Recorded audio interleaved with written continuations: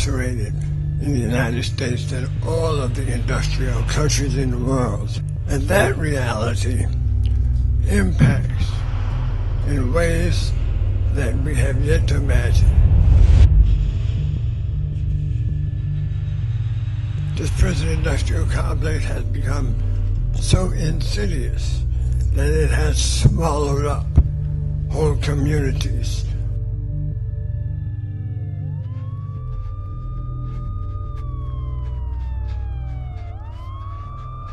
What you know about hopelessness? What you know about hopelessness? Watch your back, cause everywhere you turn is hopelessness. Turning everything beautiful into some hopelessness. All our lives we've been running from hopelessness. Yeah. What you know about hopelessness? All our films been colonized. Watch your back, all our films been traumatized. Inherit the feeling, the blood spilling, getting whipped on my back like 1,000 times. Back to the basics. I'm like Morpheus when I'm fighting the Matrix. Can't eat, can't sleep, but I had to be patient. Enslaving some ape shit. I'm running.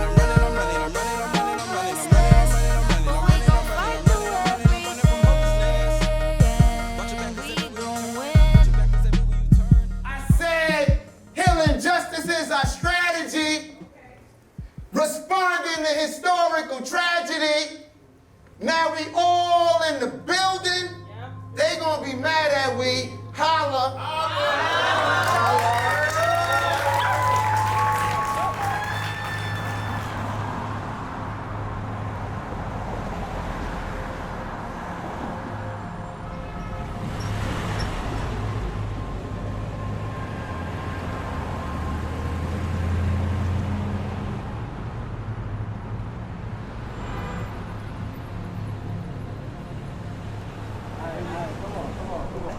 So basically, this is about what Victor was getting at earlier about attentive listening. So basically, whoever is going to be the person who's going to ask the question should really be deeply listening to the person who's going to be speaking.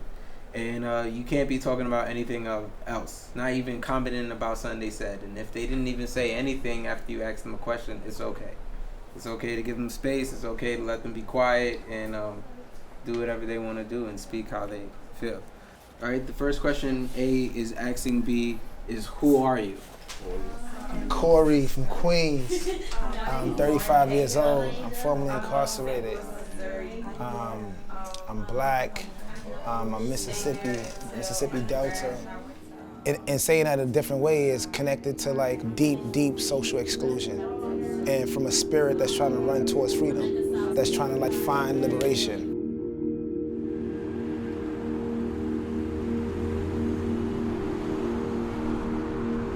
So I was born in New York, and I was born in Queens, New York, at the Barn Building on 96th Street. Our block was really into like the underground economy, deep underground economy, and people on the block was like trying to survive and resisting. So within that, like, there's a lot of details in that. There's a lot of love, and there's a lot of community, and there's a lot of like trauma and abuse and neglect and destroying, you know? Our neighborhood was being fucked over by the crack epidemic. Like, mad of our mothers, aunts, cousins, sisters were fucked up by it, and we was killing each other over it. We was selling to each other, and that shit was killing us. And that shit was government stamped and strategically placed in our communities to perpetuate mad harm. So I watched the crack epidemic on my block, on the street corner, and at home, in my project, in the hallway. So I seen how it functions deeply, and that's part of who I am as well. People talk a little bit about it when they talk about the war on drugs, but they talk about it from like some policy standpoint, some mass incarceration standpoint, but thinking about the trauma, the long impact of like with the crack epidemic, and I could just talk about me and my moms and my sister. My sister still don't fuck with my moms. I'm somebody who like watched their mother like deal with the crack epidemic in their home. My mom's impacted by the crack epidemic when I was like 4.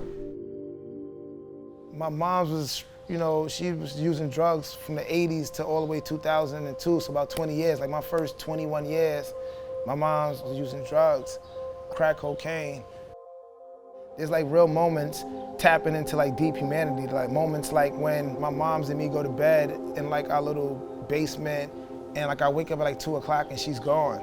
She's trying to find her mission. She's trying to find her next hit.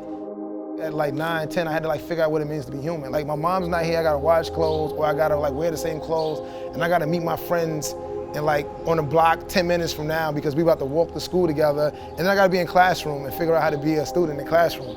I remember playing these things out at 9, and then later building my mom's about this, like, yo, not in deep ways, but like, yo, like, that shit was fucked up pretty much. So those are like the ingredients of like growing up in this. And like on my block with cops coming in, like real moments of shooting, people selling drugs, and people loving each other in barbecues, constant conflict, constant tension, constant celebration, constant reminder of like, oh shit, this is happening. Like you gotta be here, like this is really going down.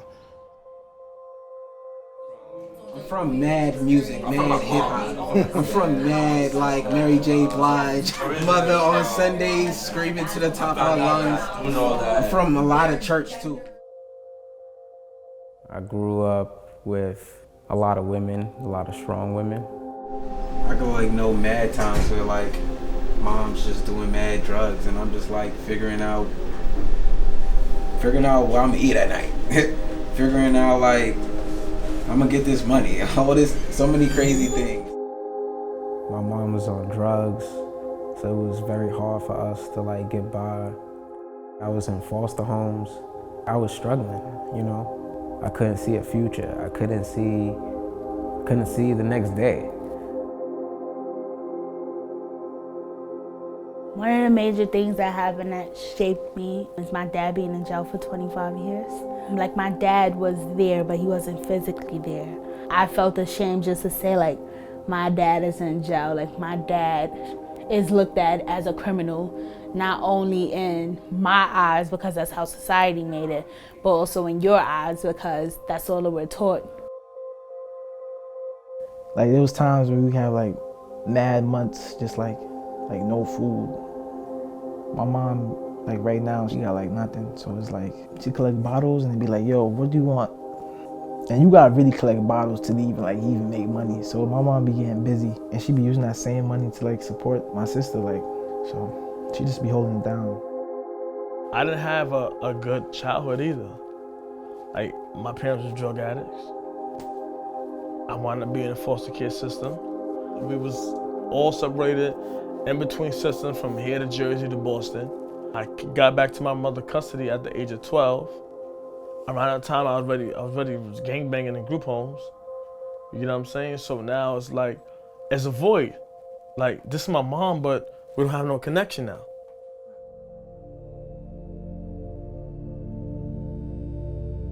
I wasn't in school for alternative school because I had behavior problems. Everybody in that school was on the way to prison, either on probation or on parole. So that school alone was just summing you up for you, send you away. They had timeout rooms that had pads in there. One time a kid got left in the timeout room overnight. There's some teachers that really like cared about me. And some teachers like, yo, that nigga's an animal. Like, he's really an animal. Going to like a charter school where it was just strict and nothing but academics. I remember in middle school, they tried to say I was crazy. And I'm a kid, like I don't know what I'm doing. I don't know, like whatever I'm doing is like whatever, it's just normal to me type shit. But to them it's like, oh, there's something wrong with me type shit. Like when you was in charter school, anything can get you in trouble. You breathe wrong, you gonna get in trouble. We got so much shit going on at home. You don't think we got mad shit going on at home? And we don't even have the space to speak on this stuff? When I was going to school, my behavior started acting up. At the same time, I was crying out for help because I was missing my father. People didn't pay mind to what was going on with me. And I realized that when we talk about Holla and when we set the blueprint for Holla, these were some of the things we looked at. Child who was being ignored, that child who was going through a whole bunch of stuff, people was overlooking them and they really had some issues. They really wanted to be loved, you know. I'm on that shit too. Reside in places other people gone through shit too. Where grandma, uncle, sister, cousins flip that brick too. Or maybe have to cause the will to survive is sick too. Plague of the 80s, mama even smoked that shit too. Had her whole life to heal from, I know she ain't meant to. I 5% the queen with focus paying rent too. Right for your rollie while you riding in your rent too. Just so those babies could get checkups for they dental. This street shit meant to. Cause nobody out here in these streets to defend you.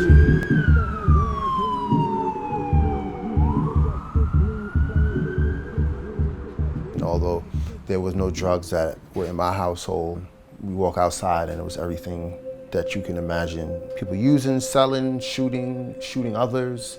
All that happened like in my building, outside the building, so I grew up around that. You just sleep, you hearing gunshots, or you were into building, you see blood on the floor, and you just like, yo, where's all this coming from? This is crazy. Especially like for somebody who been like banging in the streets, and like it's like mad times like I can recall like where like I almost got shot, or like mad times where like I know like damn I shouldn't have been here. I was in the streets too. You know, I held guns too. You know, I kicked doors in too. I sold drugs. I did all that. You living in a war-torn neighborhood where you gotta like fight for food. You're like scraping up like how you gonna eat, how you gonna dress, how you gonna, you know. So coming from that lifestyle of like kind of like being a soldier. You know, I was like 18 when I went inside. So I recognized that like I was young and I was being manipulated. And I recognized that, but the people that were manipulating me, they was manipulated themselves. So this was like learned behavior that was just being like passed down. We come from our home school, we come from our school, then we come from the street school, right? And all these different schools teaches us. Whatever has most control over us, this is the one that we adapt to more. So most of us that been inside prison, we really like, the street school like took over, right? And it made us smart on some street smart stuff, but that also created a lane that we end up finding ourselves inside prison, right? As a teenager that's rebelling, but also seeking ways to understand his own trauma or avoid it, I should probably say, avoid dealing with it. I ended up going out into the streets and seeking some of these things and being involved with some of those things, those activities that was going on outside my apartment. And it led me to jail at 19 years old. The actions and the thoughts that I had worked in that circumstances. I did things, I strategized, I lived life based on that reality. I played life in those games. That's why I was in what I was in. Turn up. I always knew that I'd find a way. I need the money like right away. Deep in the trenches, plot like extensions, flooding the streets like a tidal wave. All of the shit that we seen, and all of the shit in between. Watching our families turning to fiends, and we on the block still serving the fiends. Cause money was low, it's all that we know.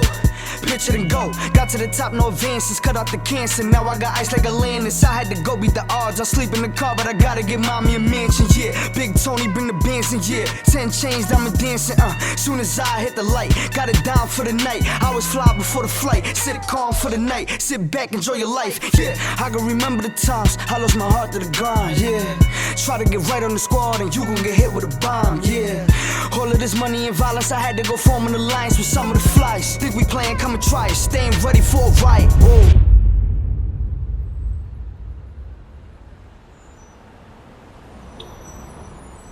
When I was like 15, 16, like I was on my own. And I just started trying to figure out how to survive. It started like I asked somebody to give me some drugs, and I started selling drugs. I saved that money, I bought my own drugs.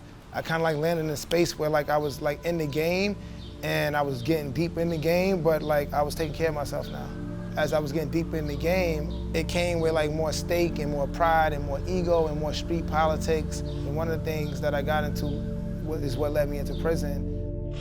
My moms came to visit me and started crying the whole visit, the whole hour and 20 minutes. But when she seen her son like involved in killing another black person and was potentially be in prison forever, like it hit home for her, and she was like devastated. Yeah, I spent a lot of time in prison. I've been called a criminal, I've been called a drug dealer, I've been called a murderer. Yeah, I've been called somebody you should throw away.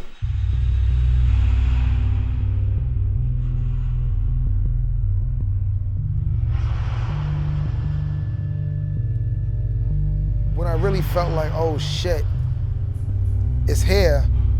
It was in prison, but it was because all of those experiences too added up. That when I got there, it was like, this is it. You know, you're so close to death, near the fire of structural violence. The complexity and the facades that systems of oppression usually put on are not there. When you're in those cages, you are really close to dehumanization, to death. This is chattel slavery at its new iteration. You know, I'm just going through like the different things that come with being young at 22 years old. and a prison full of adults and young people and everything. Prison was getting beat up by officers and stuff like that. A lot of stuff like that going on. Being sentenced at 17, I had to do a 5-year sentence. Being in solitary confinement for 2 years at a time. I was incarcerated as a juvenile from 15 to right before 18, and then I was incarcerated from 20 to about 24. I've seen corruption, racism, separation, torture, all of the pain, the trauma, the suffering. It was an assault to your mental capacity to the point where your just hope is being crushed. It shocked me in a way that and I was locked up for my involvement in a homicide for taking life too. And I live with that, and I continue to live with the fact that I was involved and I've been manipulated and I've been harmed by systems of oppression, by historical trauma, and the fact that I was not only have I enacted many acts of violence on people that I love, people that I see as me, I was part of taking somebody's life that is like me. I'm wrestling with that. I'm wrestling with the fact that this system is trying to take my life. I'm wrestling with the fact that so many other lives are being snatched away. It humbled me. Going through that fire put a certain kind of humbleness on me that grounded me in my humanity to really want to understand what I'm experiencing, what it means to go through this. Many of us, doing time in prison, had to undergo a lot of soul searching. We really had to dig deep, and we had to do some purging, reflecting on your past and, just drawing on those memories and experiencing the pain. And through that process, I started to read more, I started to learn more, I started to want to be connected with folks. I started asking different questions to my moms, to my sister, started asking different questions to myself. That process really revealed different parts of myself that really shifted how I engage with myself and how I engage with the world, which started shifting how the world engaged with me. I elevate self to a higher level in the belly of the beast, land of the devils. Give me a shovel, cause I'ma rewrite the law and give myself a time cut on a cell floor. Cause I got chains on my arms, I got chains on my feet. They say, lock him down for the words he speaks. So in the 4x4 cell is where I dwell. But it's a long place from the place called hell, so I excel. A voice from the wilderness, but alive in the belly of the beast. Peace.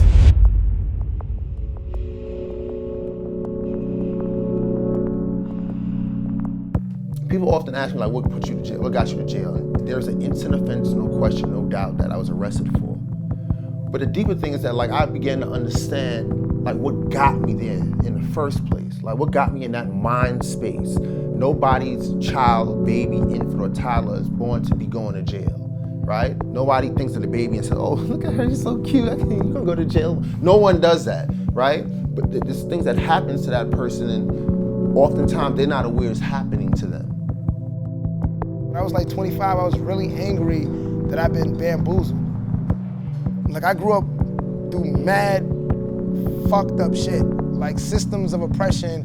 I was living that shit really every day. And I was punishing the people who was making me live through it, who I love, for doing that shit. It was your fault, you was fucked up. And I was being treated the same way by other people because they thought I was fucked up. I got stopped by police 10 times a day. I thought that was normal. When I went to the schools that I went to and the way they looked, I thought that was regular. My block with people selling drugs and the liquor store, not having a passport was regular. We didn't talk about college. We didn't talk about passports. Those things wasn't part of the experience. It's deep, deep trauma in that because there's mad blocks and limits to what you can see and who you think you could be. And there's false understandings of why you feel the way you feel. I looked at my mom's. She's on drugs. It's her fault. I thought white people did the right thing. They was better producers of what you need to be to do the right thing. And I thought the people in my neighborhood just were not good producers of that. We just wasn't that good at it. I didn't have language for it, it just made sense. I knew we went to certain restaurants, it's mostly white people, and we had to act a certain way. That usually meant you're not acting hood, and hood is usually meant something that's lower. I knew in the hierarchy, when I was saying that one is lower and one is higher. In this society, to be an American means something specific. So much of you that you brought here, if you're an immigrant or if you're different, has to be cut off, has to be uprooted. be white. Like, yeah, the whiter you are and act and sound, the better. Very first thing that happens to me when I was in school was being bullied because I was different. Oh, you should not say this because you're not from here. You don't understand us. You're from somewhere else. I grew up in like a rich white neighborhood. My high school was like very wealthy, private prep school. I really like knew that I was different, and I was just trying to forget that I was different. I wanted to be lighter skinned because the people around me who were the most popular, who were the most privileged, they were lighter skinned. That whole notion of like the lighter skin, the better is also in India, and it's in my home too. All of these traits I like hated. Like I thought that I was like too dark, too hairy, too short, and I was trying to just detach myself, and I was seeing it as something so negative. I started to understand like how gender and how sexuality and how race and how language and how religion and all these different things plays a different role in how you're going to be oppressed. Systematic oppression is all around us, in schools, in institutions, it's at your workplace, it's at home. We just all want to fit in, so like, when everybody's doing it, your brain just programs itself to like be a part of that. Like historical oppression and trauma is a lot to make sense of, and it's coded. And it's enacted by you and imposed on you. And it's tricky and it maneuvers. Even when you think you know something, you gotta understand of it, you really don't. When I look at history, I see how European people went into like indigenous lands and try to like push their ideologies and their views. People influencing us how we should think, how we should speak, how we should dress, how we should do things. And they colonized the world. You know, this continues in our school system. You know, the bad education, the false history, we need to heal from like, you know, being indoctrinated. You're young, you can't really analyze it, so you're just like accepting the information. You're just being soaked. And when we justify what's happening to certain people, when we justify wars, when we justify invasions, this is what we're being taught in school. And then you're gonna reproduce the system that we built because we taught you how to reproduce it. Till you go somewhere and you realize like, man, like these people have been lying to me this whole time. To know the truth of how this world works, how history is laid out, how my people is looked at, then you start to realize, dang, like how real deep it is. The infrastructure of a hierarchical system, in order for that to thrive, something has to be on the bottom. We're on the bottom. That has been the basis of it. There is a systematic design that is in play from the where we live and red codes to the lack of knowledge to being disconnected from our ancestral spirituality, our ancestral tongue, our ancestral medicine and history forced down our throats that is quite frankly not even true. So having that set up in such a way, you might think in your everyday that you walk to that man to get your pack, to flip your bundle, you had some choices, you had some options, you had some agency, but really you're just following for a preordained script, and that's the fucking problem. The problem is it's a script and we don't know we're actors and we're all playing these parts. You know what I'm saying? And tragedy comes out of that shit. And I want to monologue Jesus. Right.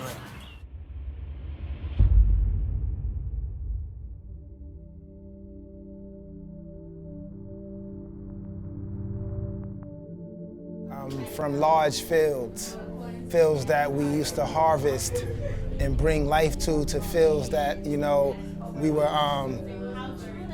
forced to like harvest and take life from us.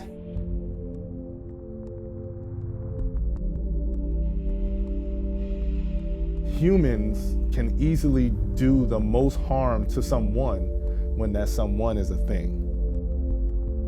We built this country, but yet we were always a thing. That we were monstrous, ugly, morbid creatures. And it was evident in chattel enslavement, then it became reshaped and evident in chain gangs and Jim Crow and mass incarceration. It's just reshaped itself with the same goal, which was to continue to dehumanize people of color. We weren't able to breathe. We weren't able to think. We weren't able to love. We wasn't able to be human beings. We were stripped of everything, like even down to our name. On so many different levels, the humanity is removed. But we have this innate, beautiful ability to take the most atrocious things about that was thrown at us and make it something powerful.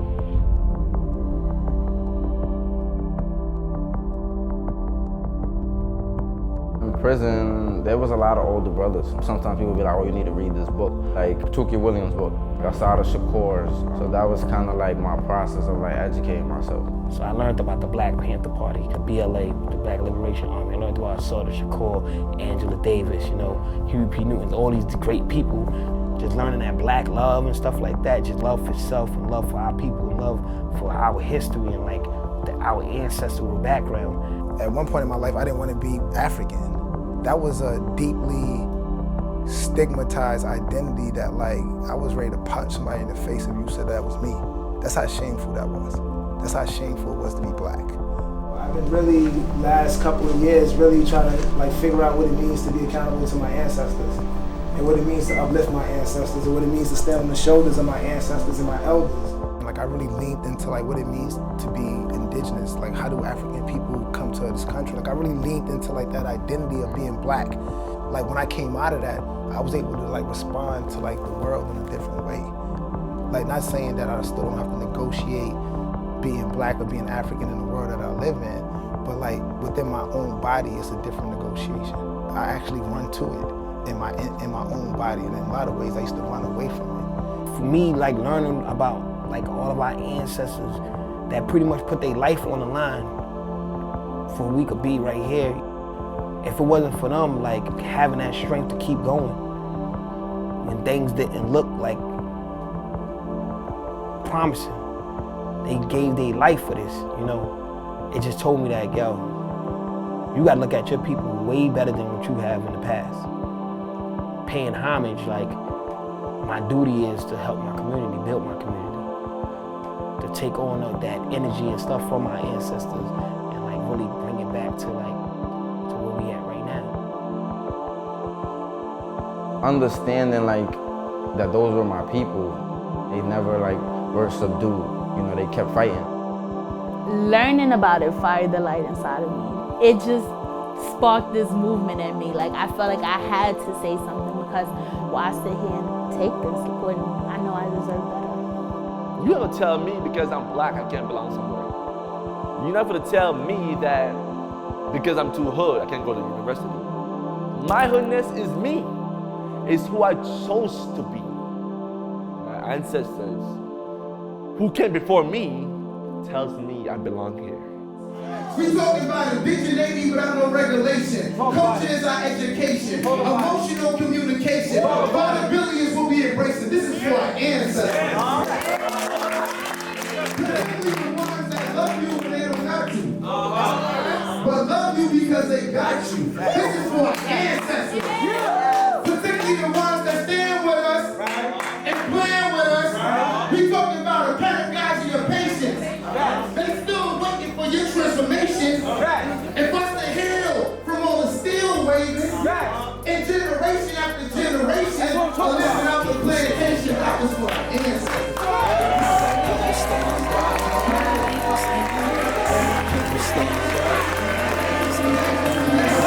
Stand on legacy, legacy, legacy. We gon' rise to the mountain high. Ain't nobody gonna stop us. All my people stand up. Unify together, got that power. My people stand up. Unify together, got that power. Bobby Field is going through all types of physical and mental torture. But that's all right, because we said even before this happened, and we're going to say it after this, and after I'm locked up, and after everybody's locked up, that you can jail revolutionaries, but you can't jail a revolution. Right.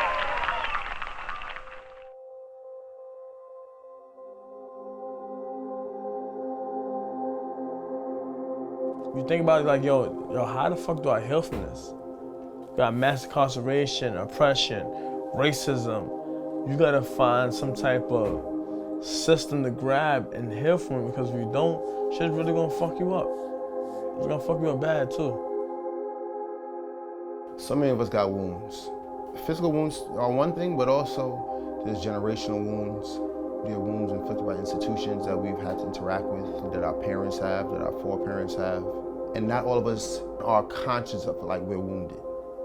And you may have been moving based on this wound that you weren't even conscious of. And then once we become conscious that we're somewhat wounded by it, what do we do? What do we do now? Everybody that I know has gone through deep harm and has deep wounds that are being ignored. Those deep wounds that are being ignored is causing problems and has been causing a lot of deep conflict. A lot of times, people that hurt others. That harm that we caused our neighborhood is the same harm that's hurting them within us as well. All my homies when I was younger are 6 feet under. And I'm tired of seeing black and brown teen getting killed by guns. And I'm sick and tired of that shit. We kill each other because we've been harmed by the systems.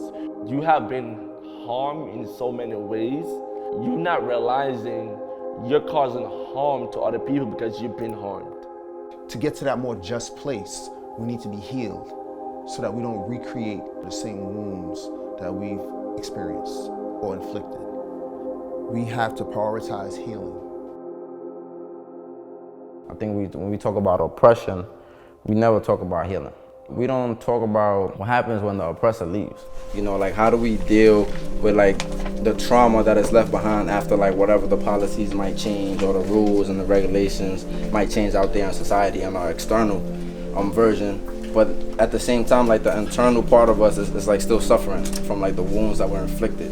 We've seen this around the world in like countries that were colonized. The trauma, the scarring, and the people that gain power back, they start reproducing what was imposed upon them. You know, like we see Haiti, for example, like, yeah, they became like the first, you know, black people to liberate themselves, but then the dictators came and they was oppressing their own people. So we seen like the pattern. How do you get past that? How do you recover from like the wounds that were inflicted? Those are like deep aspects of like justice. Generational trauma, like a lot of oppression that's been put on our people for centuries, is built in our culture. Structural historical violence is mostly facilitated by like the people you love the most, interpersonal relationships and the people in your neighborhood. So a lot of those people echo the sentiments of the world. So when you hear that you're lazy, you're a piece of shit, that you're always stealing, what that represents like a larger narrative about your community, about your people. It also represents like words that come from people you see every day. That's hard to like map that's not you. How that's not me? My mom's just calling me that. My cousin is saying that. The people in my neighborhood, the older people who walk in the building, they see me as this thug. We're so accustomed to this structure that we've been growing up into. Who's to say once the revolution happened that we won't replicate it, right? We had to really like tap into self to really get an understanding that we holding on to a lot of these values that we say we don't want. We holding on to them. A lot of the wounds we have is deeply about relationship separation with yourself, with others, with the land, with culture, with spirit. How do those wounds stop me from being human? Stop me from like laughing? Like when do I feel like, damn, like I know that's true about me, but I know I just don't want to say it about myself because the wounds are so real. We don't change society, we don't change institutions, we don't change practices unless we start at these 3 levels. And the first level is healing ourselves. Because you ain't got to be locked up to be in prison. A lot of our people right now are in prisons of their mind, in prisons of their heart, in prisons of dealing with all the internalized stuff that has been forced and pushed on us for generations.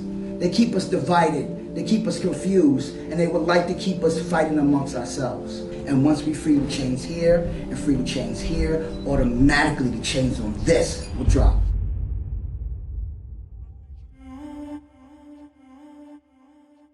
When I said we came to heal, what y'all came to do? I said we came to build. Tell me what y'all came to do. I said we came to fill. What y'all came to do? But if we gotta kill just to make it through, we gonna make sure we make it true. But I said we all came to heal what they came to do.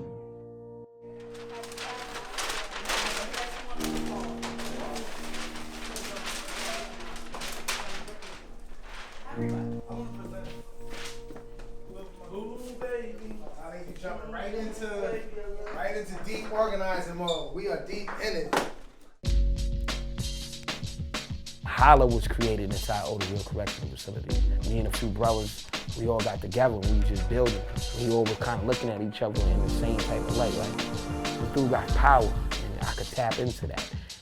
When we was in prison, we just started sharing stories about our lives. And we started to see how we was all connected, that our lives linked all together. The name one of the guys came up with it was Holla, how our lives link all together. And it touched all of us like, yeah, that's it, that's the one.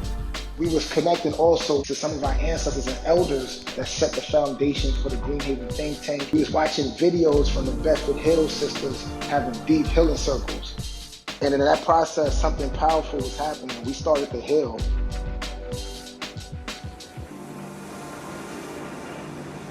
When we came out of prison, we just started looking for ways to keep building on that energy with our communities.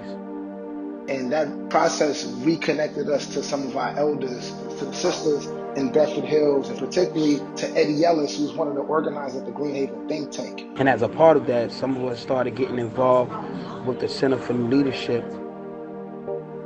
There was a stigma that was attached to people who had done time in prison. We were pushed out, locked out, shut out, and never allowed to come back in.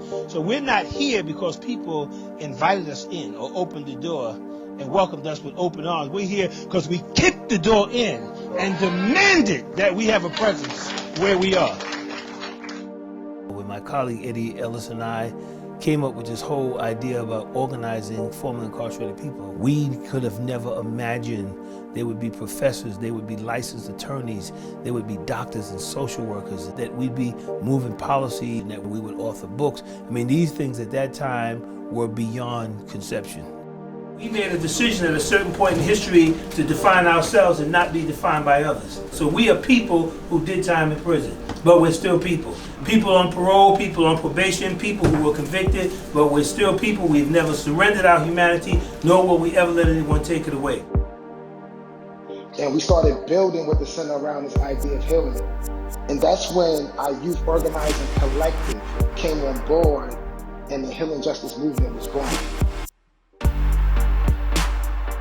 It's a collective movement where we get it black, brown brothers and sisters in a space where they can be comfortable, be free to speak their mind without being judged. Because that's what the system does to us. They separate us, divide us, but we are coming together in Holla to become one and unity. Speaking the truths of shame, the truths of guilt, the truth of resentment, the stories that we often don't face with our families, bringing those to the forefront in a really productive way. That's about energizing movement. Holla, how our lives link all together. Again, their acronym means how our lives link all together. In honor of your outstanding continuous contribution towards promoting and presenting our culture, we acknowledge your efforts and we salute your dedication towards liberation for our people. We thank you, the African community. Thank you very much.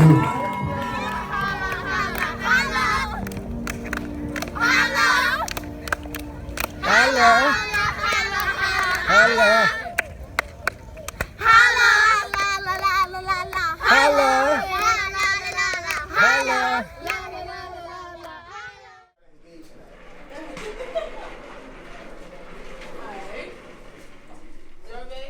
So that exact same thing. So we're gonna somebody gave us some feedback, so we're gonna look at it, read the feedback, and then have a conversation about what we think should be the new version. I was saying that's just for that. That's different though. It's different. That's different language because you telling them just call it that, but we doing healing. It's a different structure we doing. So but we going vulnerable. So maybe we tell them, maybe we talk about healing. Maybe the way we talk about healing is about going deep Never inside run, yourself just and going deep inside the people that you care about. Yeah. So maybe the first step is like, remember that we all have healing to do.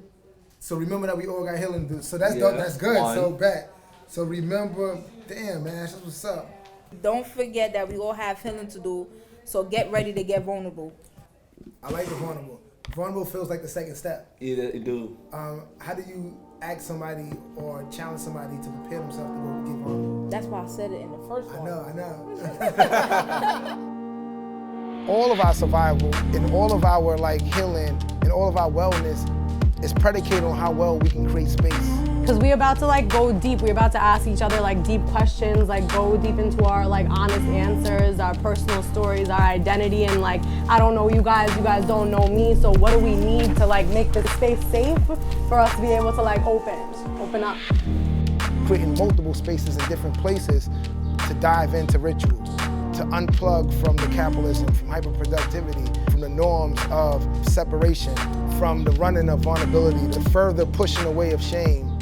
Whether it's with people who are from our hood or people who are from Columbia University, we challenge people's assumptions that pushes them to be more human, that opens up more humanity into them, that makes them curious about other parts of themselves. When we ask, who are you? That's I'm black, I'm Corey, I'm 35.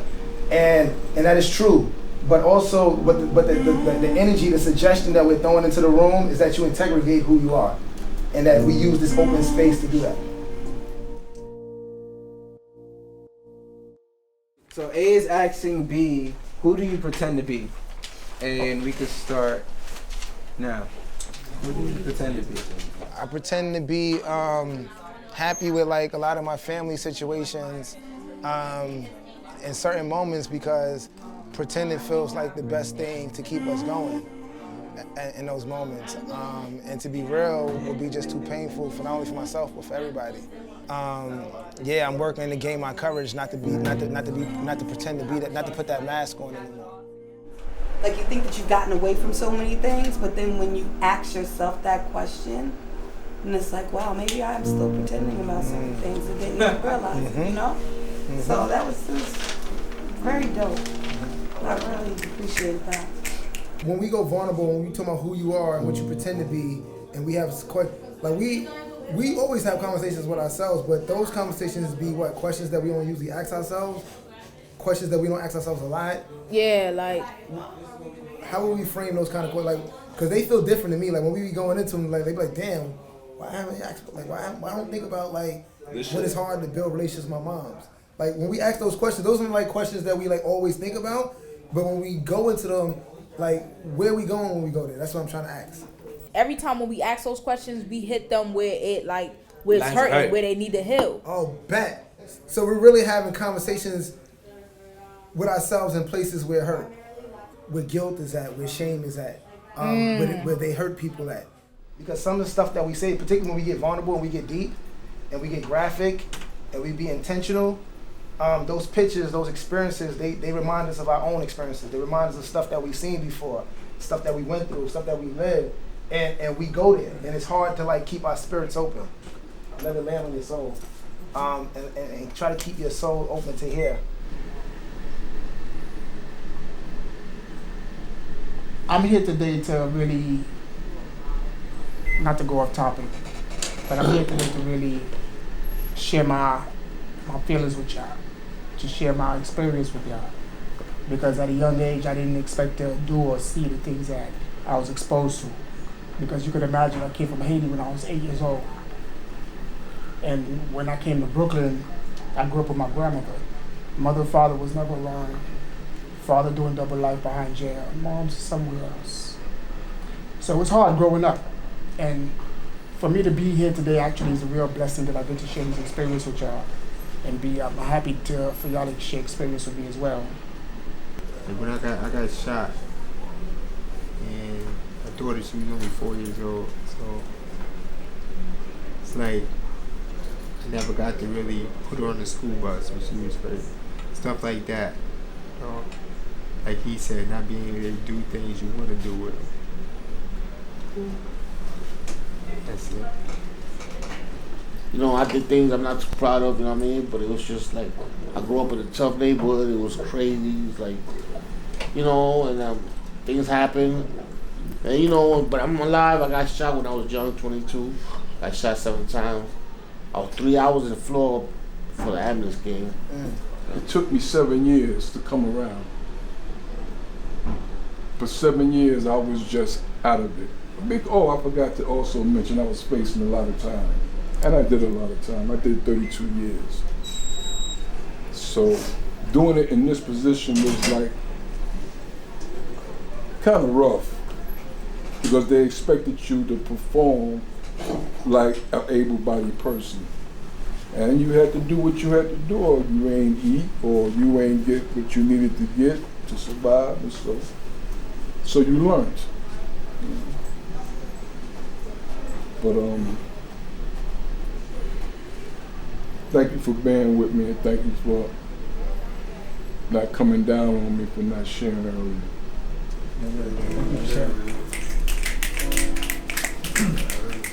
Like these connections that we have, that speaks to the whole like mantra, Holla and everything, but like how our lives link all together. Like you keep discovering it over and over and over and over again. I've been through mad healing circles. Family ones, the community ones. You can't have those circles without vulnerability. That's like the main ingredient.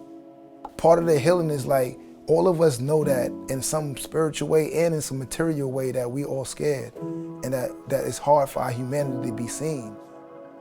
I had like a invisible wall. Once it gets to some deep shit, it's stopping. I remember Corey saying like, we're gonna love each other and stuff like that. I'm like, love? I don't even tell my sisters I love them. Like, so you expect me to love y'all? Like, no.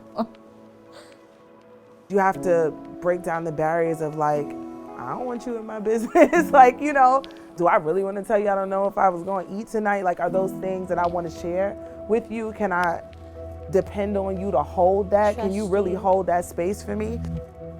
It just be hard to like be myself and say the things I want to say to people I love. Most of these places that you go, you have to act a certain way, look a certain way, come a certain way. There's an expectation. I don't think the system we live in allows it to be okay to be honest, because there's always a punishment. There's always a consequence for that. You cannot be real. But let's just share space in an honest way. You know, I've come in and like folks are high and in high spirits, and I've come in and folks are just like, I'm here, I made it, and that's about as much you're gonna get from me. But that's real, right? And so it offers you a space to be human. We show up in ways that like let you know that it's cool to be, not to be finished yet. Not to be complete, not to be perfect. We build that trust and that bond, so this is family building. You can be yourself. You won't be judged. When I introduce myself, I can say I'm formerly incarcerated. I don't have to hide, you know, and I think that's a big part of healing, knowing that you can be yourself in the space that you're in. It's like, come here and be who you are, whatever you are, wherever you are. And I think that that's the most important factor on the journey of healing. Like, it showed me like, you know, you could be who you really are and still be seen, and not like as something that's like a disgrace or like something that's like don't belong. Have you ever heard yourself talk, but you never think that people listen to you? Yeah. That shit is deep. Like you actually saying something, that person is actually listening to you. It's like a mirror, but he's actually right there physically. It's like you want to be heard so much that now you get the attention to be heard. It's a different environment. Young wild child, looking like a nigga with my knees scraped. Be great, what my mama said when I had lost faith. Ultra lonely with a big mouth, and my biggest sister's baby bro, he had a temper. Wish that all our lives were simpler. Don't trip by Phoenix like my niece name. Never let the deep pain consume me in the room of doom, I peep game. Now I'm in full bloom, new moons and I see the stars. Never thought I'd make it far, living my whole life with scars. She a story, I'll hold the space for you to share your story. I'm listening, I'll take it and I'll take it and I'm listening, I'll hold the space for you to share your story. Living my whole life with scars. I heal two ways. I heal like through personal stories. I heal through hearing people's personal stories. We don't do this enough, like these circles and talking about like what we've been through and really listening. When someone is really listening to you, they giving you that eye contact, looking you in your eye and listen to what you gotta say, and they not judging you on it. That feeling you leave out of there after you get everything off your chest, the feeling you leave out is like, wow, wow. it's scary. I'm gonna tell you what, the first day I walked in this door, I wouldn't even freaking smile. I smile all day now. I laugh and joke all day. You embrace your vulnerability and just like, fuck it is what it is. What we gonna do next? Every time I come here, I feel like this is the best space to unpack something. It's just like, it'd be like a warm pit in your stomach, and then like when you really let that shit out, that shit be feeling so fucking good. Like it's like a weight was just lift off your shoulders. Sometimes there's part of me that I don't want to open up about. There's things I haven't confronted in myself. Sometimes it be those fears or traumas that I end up talking about, and it's like a big burden. It's released. You don't really know that the negative energy is there until like you feel it release. We have to identify with our humanity and understand it is okay to be hurt. And I think that if we validated those feelings, we would be better human beings to one another. I fear being incarcerated. I fear prison. I fear the system. If there's trauma, you know, it's gonna be dealt with. It's not gonna just be looked past. It's not gonna be like the Khalif Browder story where, you know, you sit on Rikers Island for 3 years and then you come home and then 2 years later, you know, you commit suicide because of trauma and because of healing that never happened.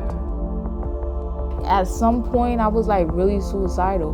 Like, word, I didn't even want to be here. Like, and I feel like if I didn't join Holla, I think that would have been the route I'd have took, in a way. So it was like, Holla was kind of like an angel to me, cause like, it definitely took me out of a dark place. I don't think I would even be able to like talk about my pain. I gained a heart in a way, but slowly starting to like unfreeze my heart, my cold heart. Most of us are not giving these stories up because we all trying to like not get pushed out. You know, it's like, oh shit, if you telling this, it's gonna push you away.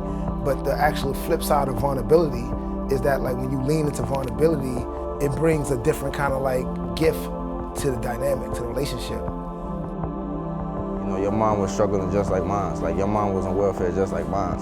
Like, you know, your father left just like mine. I think it creates this comfortability to like really like express yourself and really like to tear down those walls that we automatically have because we've been like used and abused and mistreated. When you speak the truth and you like become vulnerable with your brothers, it allows them to become vulnerable too, and it allows you guys to like actually become closer. There's healing and a beauty in not being fearful of your wounds in community with other people. Working past certain fears of who you are. And you're doing that in community where people are seeing you struggle through that. That opens up possibilities. The more and more we connect with more people that's going through the same thing with each other, at first it's like a lot of nervousness because we don't know each other, we don't trust each other, we're not really building with each other, and we're not probably from the same neighborhoods. But then when we realize that as we continue to throw them rocks and continue to build on each other, we see that we're going through the same type of things and everything. And that rock become way easier. But when we're not throwing rock, we actually throwing knowledge, we're throwing like this build, we're throwing like a family, and we're throwing like real coverage that really want to make things change inside of our hood, right? So something Lauren just said, I'm really big on like talking about the stuff that we do to each other to keep away from each other. And I think like that's what we need to just continue to build on. I appreciate being here. I think there's a lot of stuff that we don't talk about in like our formerly incarcerated movement that I feel like YOC and like our healing justice movement is creating a space for us to go deeper in. Some of the shame, some of the guilt, some of the tensions between formerly incarcerated people, between us in the movement that we don't really get a chance to discuss. Most humanity has a lot of shame in it. Most humanity is filled with guilt. All humanity is unfinished. So that's just like a regular thing, whether people are fronting or not. I struggle with being honest with myself sometimes about like who I am and like the things that I've caused, the harm I caused on other folks, particularly people I love. Like my wife I'm separated with, my son, my mom's, like my little sister. I don't throw that struggle out there as like it's just a struggle. That's like also my motivation too. I had a lot of experimental examples of when I said, I'm not gonna run from that. I'm actually gonna be honest. I'm saying formerly incarcerated. I'm gonna say my mom's is impacted by crack. I think it's a lot of healing and understanding who I am, and understanding where I come from, and understanding the struggles that got me to where I'm at today. And it's a lot of healing and like being confident in those pains and leaning into that shame. And when I lean into that shame of like, yo, my mom's a drug addict, or my mom's impacted by crack. And when I lean into that shame turns into something else. It turns into power, it turns into fuel, turns into different kind of energy. And when you are able to do that in a way that's confident, in a way that's about who you are, that doesn't remove your humanity or your beauty, it actually teaches people that it's okay to do that, and it gives them permission to lean more into like the things that they are scared to bring to the surface. It's another place in our humanity that we can connect with, that the world that we lived in often tell us like that's not a place for us to connect. You should hide from that. You give spirit. This is my humanity, this is who I am. The spirit is gonna find its way out. You know, the spirit is always trying to get out, always trying to connect. It's like a domino effect. And sometimes people just be like appreciative that somebody shared some shame with them. When you know that everybody's protecting their shame, you can almost understand that that's a gift. I'm allowing you to walk with me in this womb. I think I struggle most of my healing is in intimate relationships. I think that's like what I struggle the most.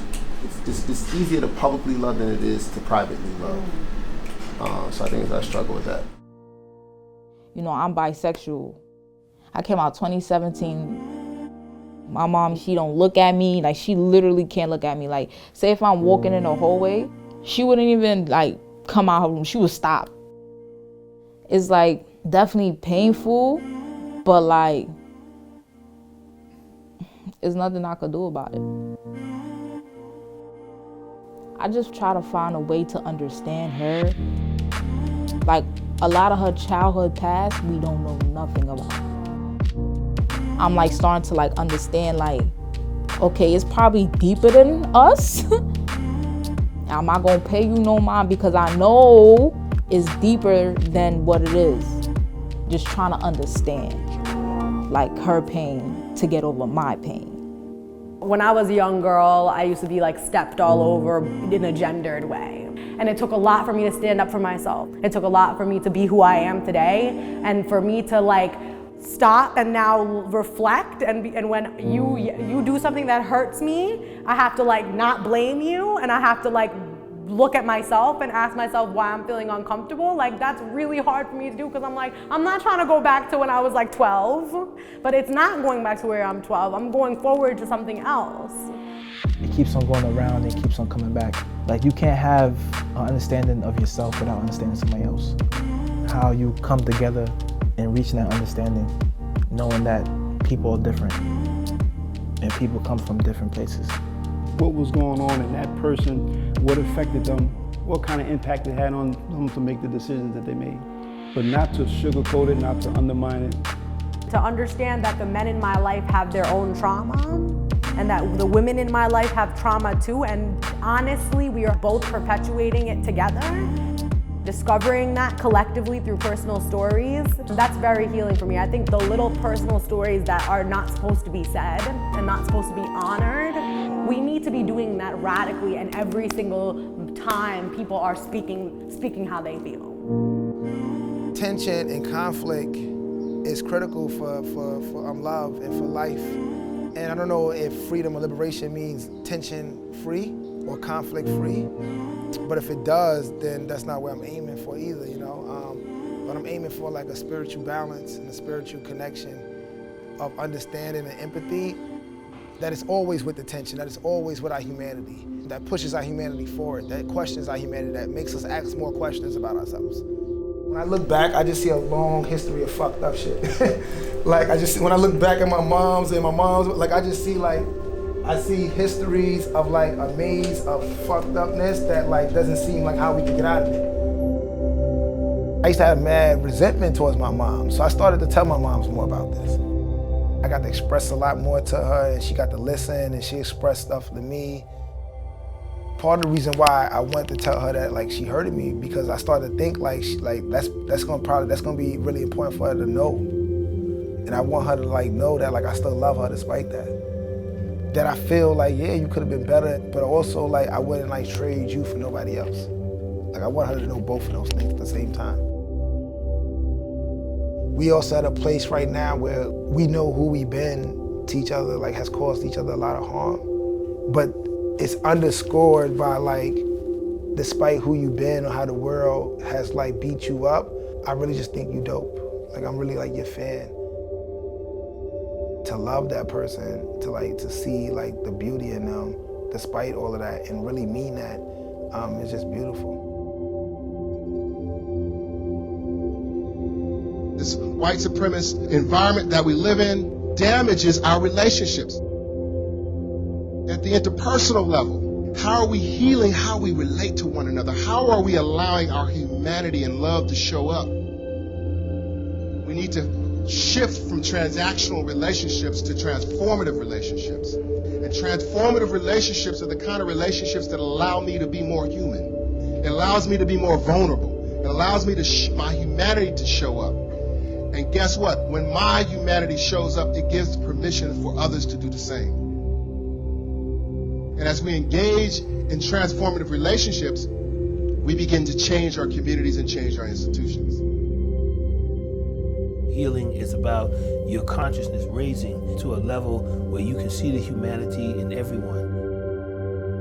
We can touch each other, we can communicate with each other, we can share with each other, we can love each other, and we can support each other in ways that we never even dreamed of before. Yo, so hard and it's killing all. What you gonna do?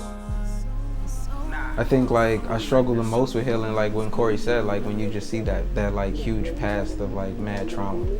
I'm trying to learn how to look at that past as like levels to motivate your future in mad ways. But just to know like right now where I'm at, it's just like looking at that trauma as like, dang, like it's not only me, it's like everybody mother in the 90s was on crack. Everybody grandmother like had to struggle and had to take care of their grandkids. Like it's just like so many things that like level up to like just so much destruction in our humanity, which hurts, you know? So yeah. The reason why I bring that up is to say that appreciate what I have. Don't take it for granted. You're right there watching you playing with your fingers and stuff. I wish I could do that, brother. I'm looking at you and I really wish you would not imagine how it hurts just not to be able to do that. But I don't dwell on the negativity of not being able to do that. I try to dwell on the things that I'm able to do. Like, what I learned in this chair, like life skills and how you don't need your functions to do things. You do things with your mind. Your mind is crazy. I'm glad I came. Glad you came. Because all these fucked up shits in the world have been trying to like kill us for mad long, and like look at like these strong brothers trying to tell me like I gotta keep living. You know, like that shit like is very hard for like word. And I think like that's something like, you know, I fight with every day because like I think like you said, like you learning from us, like I'm learning from y'all right now. Like y'all giving me life. You can't put time on it. It could be physical or invisible. I think it's always energy though. It's truth. I think healing probably is also letting go. You could do all these other pieces within healing, and if you just like not letting go, then you might not ever heal. And I don't think letting go is not holding people accountable for things that happened in the past or things that happen now. I think letting go is for you not to absorb that energy that has created that, so you don't become them like that, so you don't replicate those same processes and those same like ideas and feelings. What I went through, it was part of my growing up, but it don't make me. The healing is for me recognizing whatever I went through. Don't hold it, don't be angry, don't be mad at the people you think was responsible because I thought my mother made a decision against my father or my father vice versa or whoever. it was what it was, and that was life. My past is all right, but my future is open. So now my journey begins. How do you release those experiences that you had so that they could be born again? So that you can own them again in a different way? Always had like these things where I'd be like, think people would be happier if I was dead or something, or people would be more comfortable, like maybe their lives would be much more like less traumatizing or less struggling if I died. What I do is something that like I never thought in the world when I was younger that I could be doing. And this called out to me and grabbed me and like it helped me and saved me. So many things I'm learning, so many things like my spirit is open up to like be like, yo, this is where you gotta be and this is what you gotta be doing. I think what changes inside is your concept of self. You learn to love yourself. And when you feel good about yourself, you feel good about others. And when you feel good about others, you're more prone to treat them more delicately, more compassionately, more generously. And that's how we begin to start understanding how our destinies are intricately intertwined. I don't want this to leave as just, like you said, a one-time thing. I would like to stay connected with y'all and continue to build with y'all, because this is the first for me right here. And I'm feeling this group. This is a very positive group, and I want to keep in contact with y'all and continue to grow as brothers and sisters. You just need to learn your lesson, A. We were always legends, never peasants. It's a blessing, A. Healing with our truth and all our truth, that's how we detonate. Whip it up and then let's get paid. Fight the power and make a change. Make a change. Make a change. Make a change. Make a change. Make a change. Make a change. Whip it up and then let's get paid. Fight the power and make a change. The revolution won't be televised. The revolution won't be televised. We sending shots to the other side. It's you and mine. It is our duty to win. We must love and care for each other. We have nothing to lose but our chance. These are practical and pragmatic ways to create better communities. You know, these is like practices that have been taken from us, that have been snatched away from us, and been replaced by hyperproductivity and distraction and disconnection and capitalism and colonialism. Justice looks like folks creating for themselves and empowering themselves better spaces, better neighborhoods. In this context, I think Holla is an example of what it looks like. Folks who have been impacted by the system experience wounds and harm, and now are in a space of healing themselves and others. Literally, I'm not saying this figuratively, like literally healing ourselves and others. That's what justice is. Every time that you heal, every time that you open up and share a story, every time that you build with someone, every time that we connect with the community, it leads to someone getting justice. We building with each other just as young and older and just meshing all of that together. How we gonna combat the system is through the same thing that we going through each other. Standing on spirit, speaking of prophecy. I feel like if we were building the way we were building, the ways social systems and social control works, being controlled in those ways wouldn't be a reality. It wouldn't make sense. It couldn't hold up. Like for black people, for young people, like we're always invisible. This is a way of passing our knowledge down to people come behind us. This is a way of us securing that our stories are represented, blah, blah, blah. The next thing is like, this is also a process of building the movement. As we talk to young people in the Bronx and Queens and Staten Island and Brooklyn, as we build relationships across the city, like we're building a movement.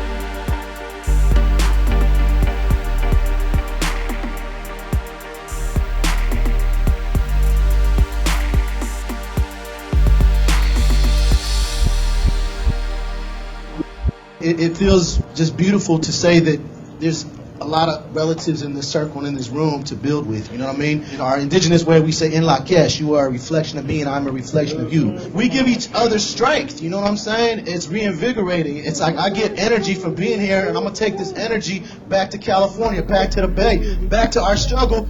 This movement is going to spread around the country, and we are going to have a profound impact on seeking joy and justice in all of our lives and our communities. So thank you very much. I'm so glad to be here, y'all. Respecting and honoring the leadership of our young leaders while pulling on the intergenerational wisdom of all our ancestors. That's about analysis, that's about movement building. And that's about love, it's about compassion, it's about understanding.